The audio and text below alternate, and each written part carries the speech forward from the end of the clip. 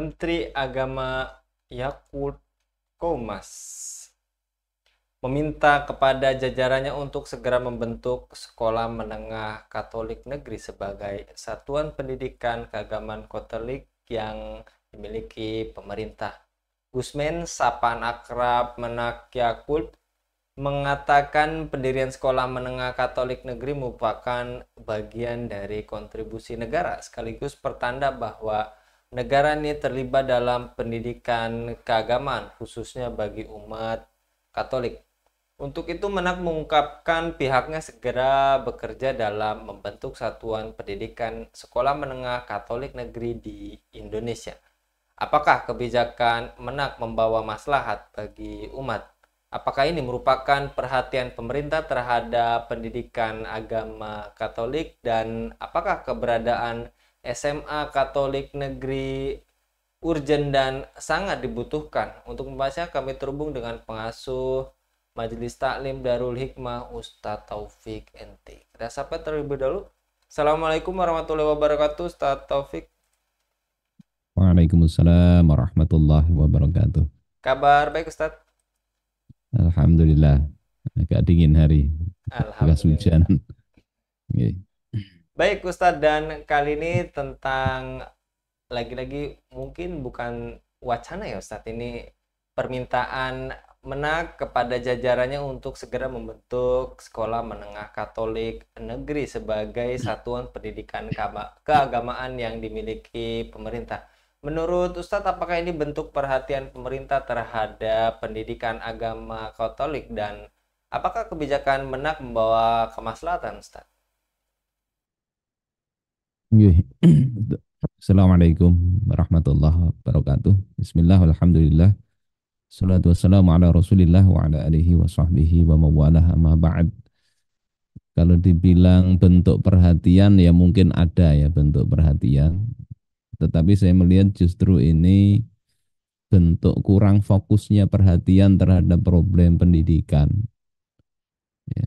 Baik itu umat Islam maupun non-Islam dan bangsa ini secara umum. Problem pendidikan kita ini apa? Bukan sekedar pelabelan SMA itu, tapi mestinya ke arah lebih fokus bagaimana membentuk kepribadian para peserta didik itu.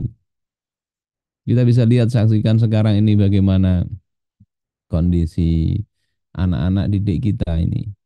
Ya, pergaulan bebas, perzinaan, ya, narkoba, sekarang tambah judi online. Kemudian yang baru beberapa hari ini muncul beritanya 2023 itu dari BPS menyatakan 10 juta Gen Z di RI itu nganggur, tidak sekolah dan tidak bekerja. Ini problem-problem bagaimana membentuk sumber daya manusia yang mestinya lebih fokus, bukan sekedar pelabelan itu. Nah, kalau diarahkan apakah membawa maslahat bagi umat, kalau umat Islam ya insya Allah ya enggak lah. Tapi mungkin bagi umat yang dimaksud mungkin ya ada manfaatnya bagi mereka. Begitu Mas. Baik Ustadz, dan apakah keberadaan SMA negeri Katolik ini sangat urgent dan dibutuhkan? Kemudian apakah Kemenak perlu mengkaji ulang ide tersebut Ustadz? Sebetulnya kalau urgent ya enggak lah.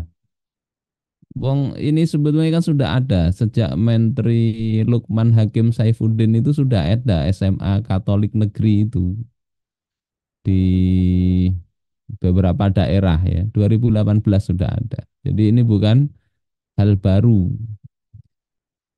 Ya, ini ada di NTT, ada SMAK ya, SMA Sekolah SMA Katolik Negeri yang dulu diresmikan itu di Samosir ya, juga di Papua. Jadi di negeri-negeri mereka yang banyak masyarakatnya memang non-muslim, mereka sudah ada itu. Yang jadi masalah nanti kalau ini nanti muncul SMA mau Buddha, SMA Hindu dan sebagainya. Sementara kita lihat SMA itu ya negeri ya cukup negeri.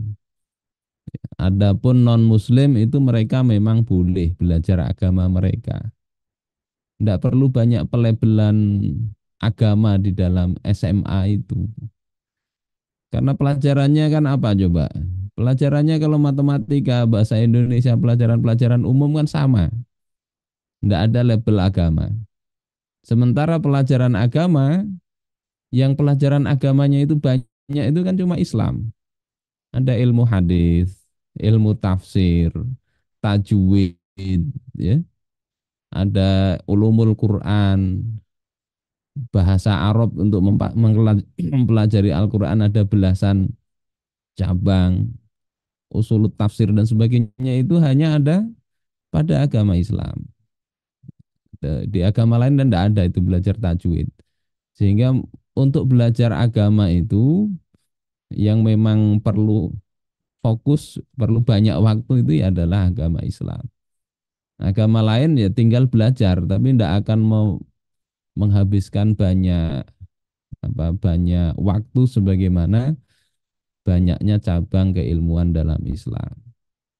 Sehingga ketika belajar di SMA negeri umum pun itu ya, ketika disisipkan mau belajar agama mereka silahkan.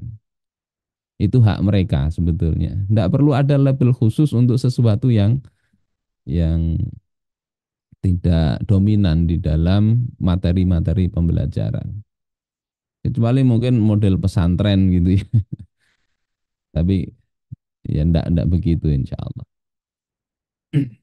Baik, Insya Ustadz. Allah. Dan menurut Menak Yakut, negara tidak boleh nyaman kalau tadi kan ada sejumlah pihak swasta bahkan yang mampu mendirikan sekolah beragama Katolik dengan kualitas yang baik. Apakah ada motif ekonomi di balik kebijakan SMA Katolik negeri ini, Ustaz?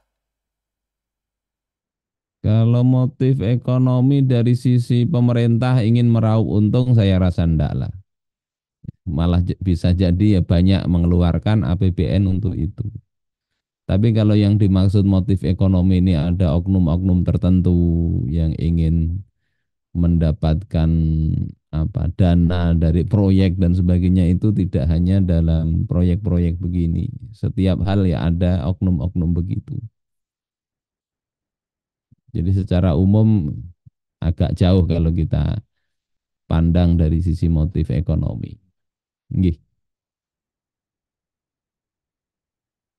Baik, Ustadz. Dan apakah ada agenda moderasi beragama di balik SMA Katolik negeri ini, Ustadz? Kalau arahnya ke arah Katoliknya saya rasa enggak. Moderasi itu kan banyak diarahkan ke kaum muslimin. Tetapi ketika ini arahnya didorong misalnya kaum muslimin untuk menerima, memasukkan anaknya sekolah ke mereka. Nah ini ya yang jadi ada kaitannya kalau memang arahnya ke situ. Sehingga tinggal nanti kita lihat di mana didirikan dan siswanya siapa. Kalau memang di daerah yang mayoritas Katolik misalnya didirikan, ya berarti tidak ke arah moderasi. Tetapi ketika ini didirikan di tengah-tengah kaum muslimin, ya, atau di situ 50-50 atau heterogen, ya bisa jadi ada muatan ini. Atau yang lainnya bisa memandang ini penting, ya, supaya terjadi dalam tanda petik toleransi. Sebetulnya umat Islam tidak ngurusi ya, apakah mereka belajar agamanya tidak mengganggu, ya, tidak mengganggu. Belajar agama mereka tidak mengganggu. Tapi juga tidak menyuruh cawe-cawe. Artinya kalau mereka mau adakan ya adakan. Tidak perlulah orang Islam itu kemudian ngurusin pendidikan agama Katolik, tidak perlu. Nah, ketika itu yang terjadi ya itu memang arah moderasi sekarang kelewatan ke situ. Ya gitu, Mas. Ya. Baik, Ustadz. Dan terakhir, bagaimana hukum menyekolahkan anak muslim di sekolah non-muslim? Alasan orang tua ingin menyekolahkan anaknya ke sekolah yang tadi non-muslim karena sekolah itu dipandang lebih baik. Bagaimana tanggapan Ustaz? Secara fikih sebetulnya perlu dilihat ini ilmu apa yang mau dipelajari. Kalau belajar matematika ya, ke muslim non muslim enggak masalah. Belajar IPA, belajar kedokteran. Cuma yang patut untuk direnungkan para orang tua itu komunitas itu penting. Di mana anak-anak itu teman-temannya ya, almar'u ala dini khalilih falyanzur ahadukum mayyub khalil, kata Rasulullah sallallahu alaihi wasallam, seseorang itu berada pada agama teman-teman dekatnya, maka hendaklah dia perhatikan dengan siapa dia itu berteman dekat. Nah, kalau gurunya itu sudah, ini bukan hanya muslim non muslim ya, muslim sekalipun itu hati-hati menyekolahkan anak ketika akhlak pribadinya tidak bagus.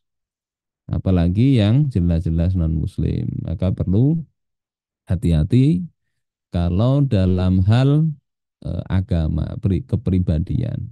Kalau ilmu-ilmu umum ya tidak terlalu bermasalah. Imam Malik sendiri mengatakan ini bukan hanya ke yang non muslim tapi ini ke arahnya umat Islam sendiri. Kata beliau la yu'khadhu min rajulin sahibi hawa yad'un nasa ila hawa. Ilmu itu jangan diambil dari seorang yang mengikuti hawa nafsu, yang mengajak manusia untuk mengikuti hawa nafsu.